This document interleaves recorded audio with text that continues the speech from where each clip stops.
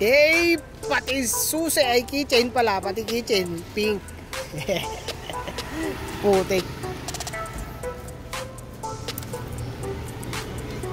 Pink na pink.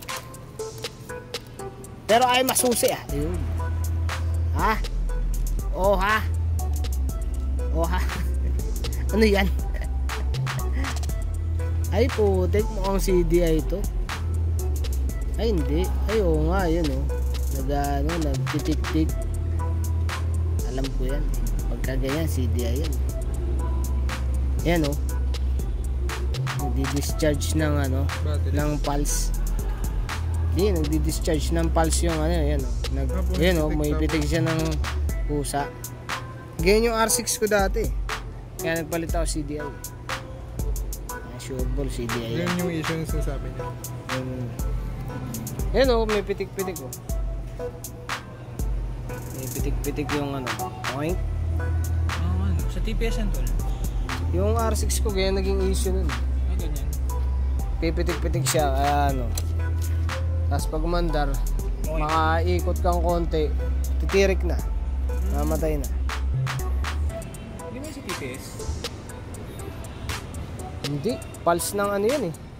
Yung galing CDI papunta ng ano. Ay ganun?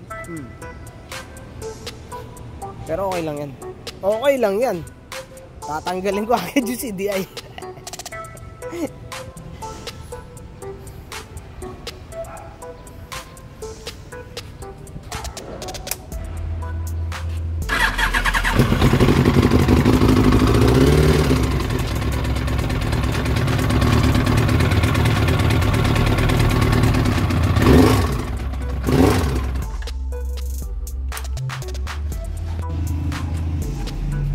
Binuksan na rin. Sealant na yung pagitan. Atin ng makina. Mga sealant na rin. Mukhang binuksan tapos sumablay.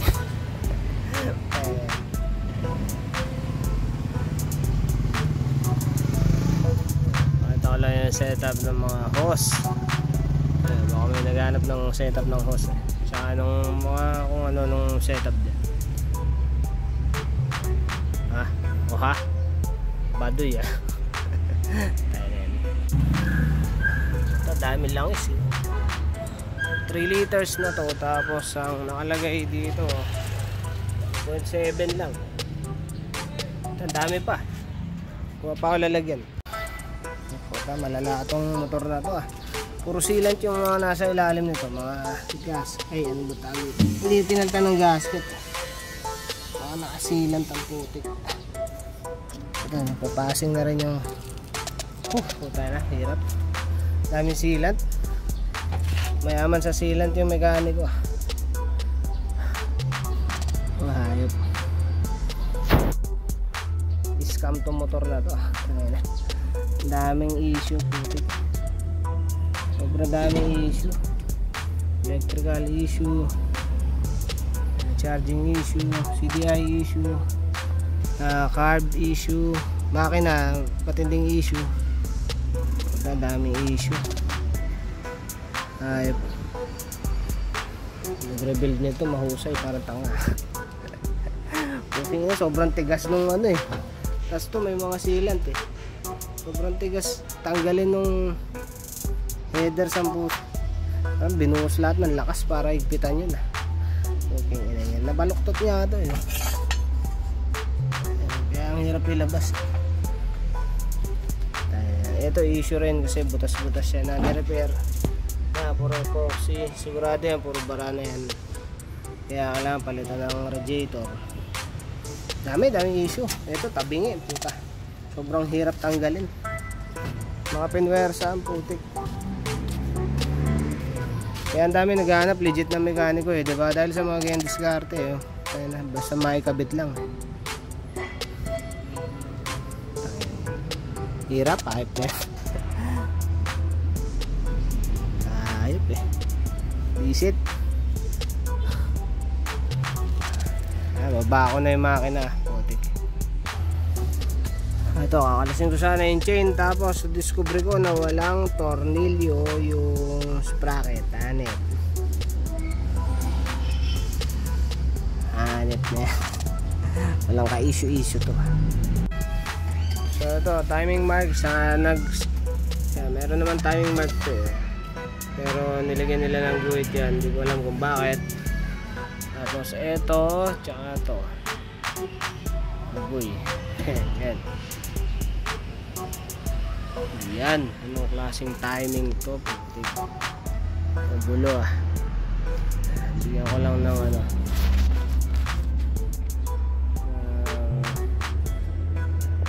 protection, alright.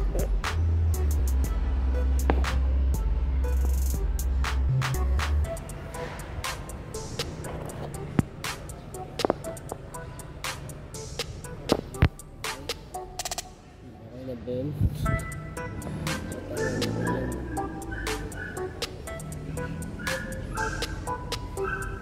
Wala ba marker? Yun, may left, tapos may right.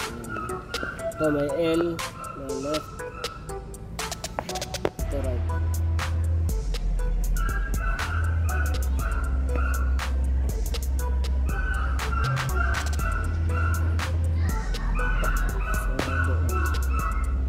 Wala dito.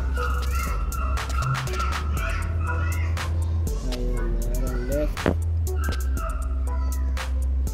ito may right. Pag gano'n, baliktad. Pag ganyan. Yan ang gulo niya na. Hanip. Ito na yung sira. Ito oh. Ito yun.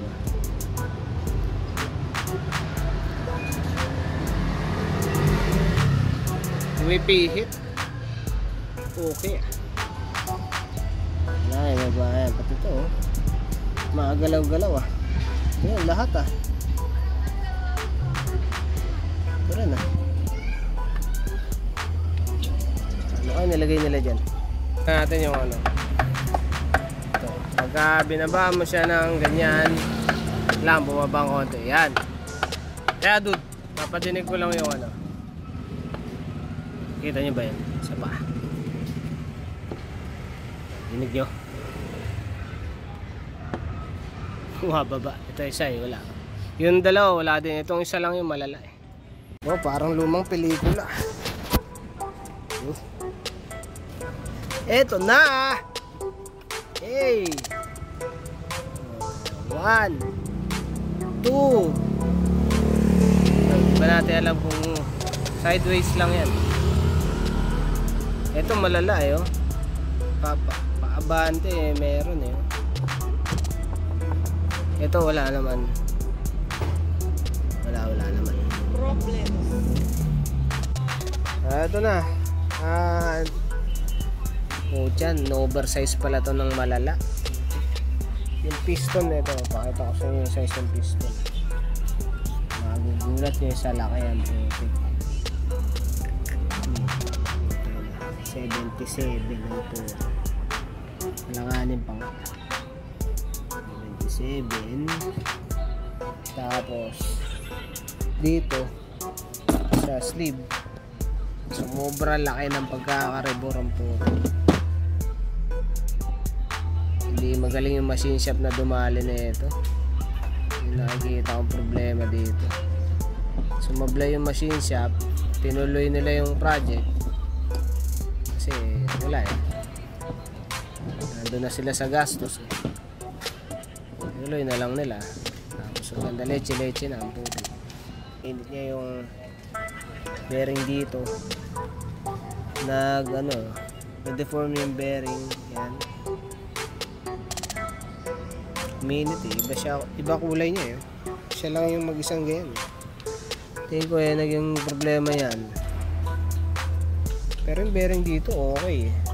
Isip ko bakit nga ganun, dapat ito mauna eh. Ayoko, yun lang yun naman yung naisip ko, baka yun. May bukbuk ba to? Ito, baka may bukbuk pa to. Ayan, dadalhin lahat to sa machine shop. Pucha, sa mahusay na machine shop. Kasi dito, putik. Sumabla yung machine shop dito sa ginawang to. Makatanggal lang isang kamay. Ito na. Ito kayo laki ah. Anong gap? What a gap!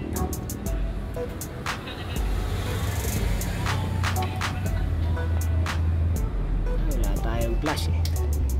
Pero kahit madilim eh, oh. Kahit malayo, kitang puta laki oh.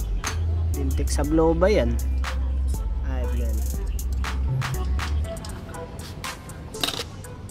Hanip. Yan, malalang gastusin. Tsaka trabaho, putik.